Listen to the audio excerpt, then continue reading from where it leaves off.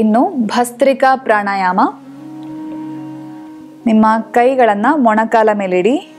ಕೈ ಬೆರಳುಗಳು ಒಳಮುಖವಾಗಿರಲಿ, ಬೆನ್ನು ನೇರ ಇರಲಿ, ಎದೆ ಮುಂದೆ, ಭುಜ ರಿಲ್ಯಾಕ್ಸ್ ಆಗಿರಲಿ, ತಲೆ ಸ್ಟ್ರೇಟ್, ಕಣ್ಣು ಮುಚ್ಚಿ. ಒಮ್ಮೆ ದೀರ್ಘ ಉಸಿರು ತಗೊಳ್ಳಿ. ಆಮೇಲೆ ಜರ್ಕ್ಸ್ ಕೊಡ್ತಾ ಉಸಿರನ್ನ ಪದೇ ಪದೇ ಬಿಡ್ತಾ ಬನ್ನಿ. ಲಂಗ್ಸ್ ಖಾಲಿ ಆಗೋ ತನಕ ಬಿಡ್ತಾ ಬಿಡ್ತಾ ಬಿಡ್ತಾ ಬಿಡ್ತಾ ಬರಬೇಕು.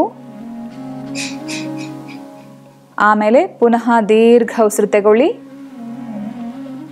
ಉಸಿರನ್ನ ಹೊರಗೆ ಹಾಕ್ತಾ ಬನ್ನಿ. ಈ ರೀತಿ 8 ರಿಂದ 10 ಸಲ ಅಭ್ಯಾಸ ಮಾಡಿ.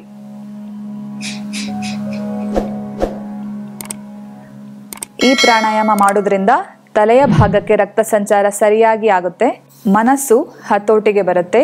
ಸರಿ, ಇನ್ನು ಓಂಕಾರ ಪ್ರಣವ ಜಪ.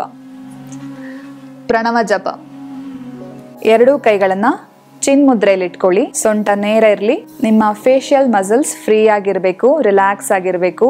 ದೇಹದ ಯಾವುದೇ ಭಾಗಗಳು ಸ್ಟಿಫ್ ಆಗಿರಬಾರ್ದು. ದೇಹದ ಎಲ್ಲಾ ಭಾಗಗಳನ್ನ ಸಡಿಲ ಬಿಡಿ. ಫ್ರೀ ಆಗಿ ಉಸಿರಾಡಿ. ಈಗ ಒಮ್ಮೆ ದೀರ್ಘ ಉಸಿರು ತಗೊಳ್ಳಿ.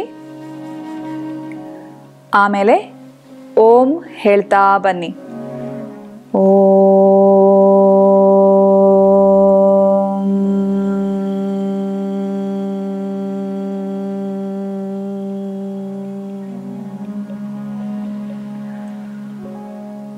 ಪುನಃ ದೀರ್ಘ ಉಸಿರು ತಗೊಳ್ಳಿ.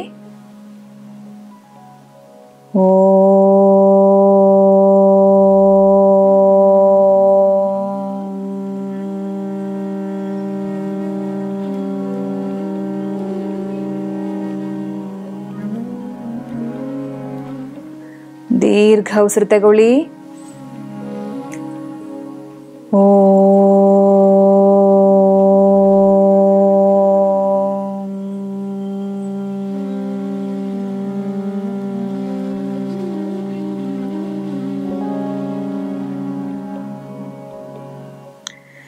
ಇದೇ ರೀತಿ ಕನಿಷ್ಠ 12 ಸಲ ಆದರೂ ಹೇಳಬೇಕು.